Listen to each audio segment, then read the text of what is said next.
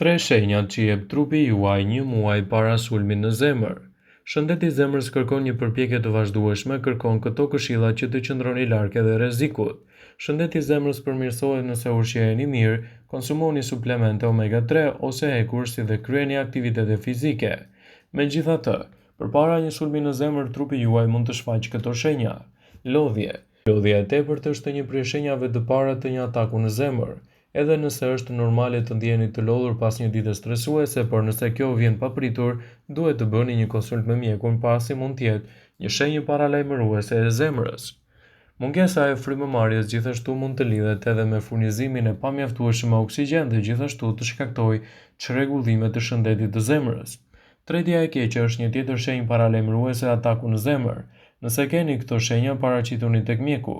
Ndjesi dobësie dhe rrahje të parregullta të zemrës, ankth në rritje, këto mund të jenë shenja treguese të atakut dhe mos i neglizhoni.